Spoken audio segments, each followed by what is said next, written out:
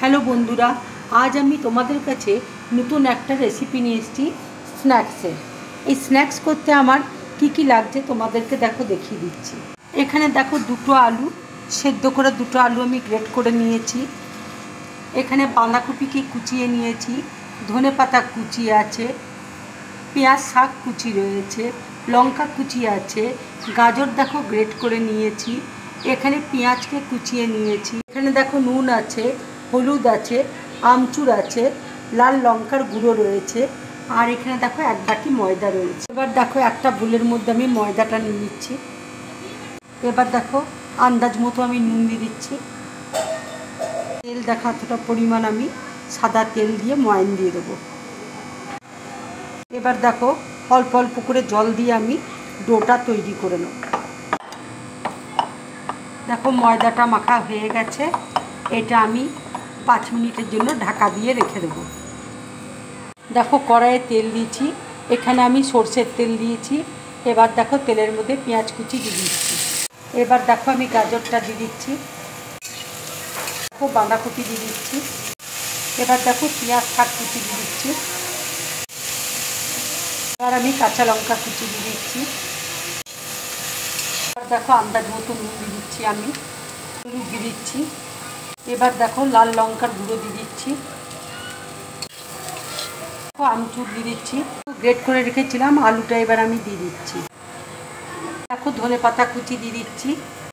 দেখো স্টাফিংটা তৈরি হয়ে গেছে, এবার আমি গ্যাসটা অফ করে দিচ্ছি। এবার ময়দা থেকে দেখো আমি ছোট ছোট লেচি করে নিচ্ছি। ঠিক এরকম সাইজের দেখো লেচিগুলো করছি। দেখো এরকম সাইজের আমি লেচি করে নিলাম। আর আমি অল্প করে ময়দা দিয়ে দেখো বেলে নিচ্ছি। এবার দেখো আমি লম্বা করে বেলে নিচ্ছি। এবার দেখো স্টাফিংটা আমি দিয়ে দিচ্ছি। এবার দেখো আমি পিৎজা কাটার দিয়ে আমি কেটে নিচ্ছি।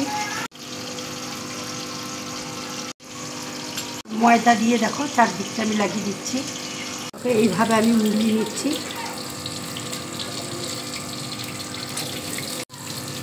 এবার দেখো এইভাবে আমি তৈরি করছি।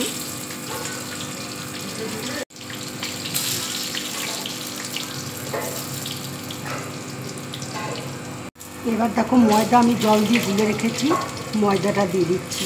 এবার দেখো আমি মুড়িয়ে দিচ্ছি।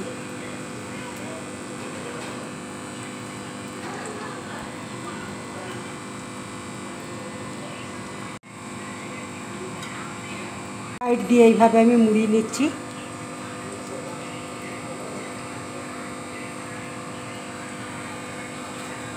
এবার আমি স্ন্যাক্সগুলো তেলের মধ্যে ভেজে নিচ্ছি। তেল গরম হয়ে গেছে, এবার আমি এক এক করে তেলের মধ্যে ছেড়ে দেবো। আর একটা দেখো সেম ওইভাবে আমি তৈরি করে নিয়েছি।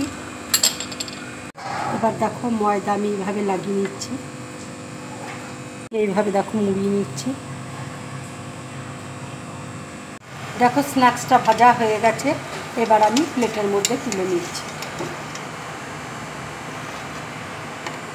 দেখো আরেকটা আমি তৈরি করে নিয়েছি, এবার আমি তেলের মধ্যে ছেড়ে দিচ্ছি। দেখো স্ন্যাক্সগুলো ভাজা হয়ে গেছে, এবার আমি এক এক করে প্লেটের মধ্যে তুলে নিচ্ছি।